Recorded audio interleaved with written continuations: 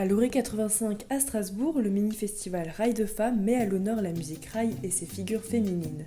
Lola Bertrand, cofondatrice du lieu, et Mohamed El Wariachi, cuisinier et passionné de rail, racontent l'initiative.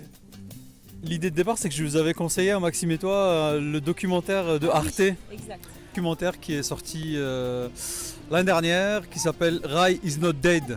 Et on l'a vu et on a tous eu un seul et même constat, c'est que c'est bien, c'est très très bien, mais où sont les femmes là-dedans quoi.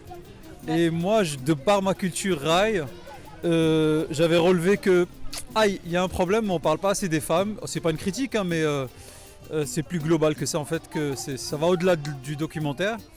Et on s'est dit tiens, pourquoi pas mettre les femmes à l'honneur à travers le rail, parce qu'elles sont les, si tu veux, quasiment à l'origine de cette musique, notamment la grande diva Shiha Remiti, dont je vais parler lors d'une conférence samedi 25.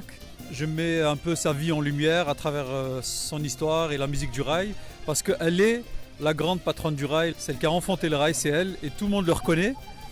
Mais je trouve qu'on ne parle pas assez des femmes, parce que finalement c'est une musique qui a été faite et produite par les femmes au départ, et évidemment, comme dans beaucoup de cultures du monde entier, souvent après les hommes prennent le relais et s'accaparent, si tu veux, les bienfaits de la réussite de cet art-là, quoi. On aura des concerts, notamment le concert de Sheba Fadela le vendredi soir en ouverture du festival.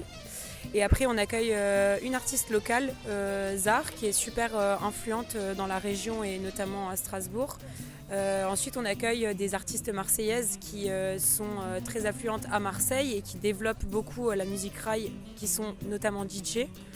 Et en fait, on ne se voyait pas ne pas les inviter, et ça nous permet aussi disons, d'élargir un peu le centre de gravité de toute cette musique et de rejoindre en gros les valeurs que ça promeut et en fait de le partager, quoi. Et c'est aussi en accord avec les valeurs du lieu, et c'est pour ça qu'on s'est dit qu'on allait le faire ici, c'est qu'on a envie que ce soit un événement fédérateur qui nous permet aussi de recevoir en même temps tous ces publics qu'on essaye de toucher, et si ça doit passer par ça, et c'est super chouette que ce soit la porte d'entrée sur cet événement.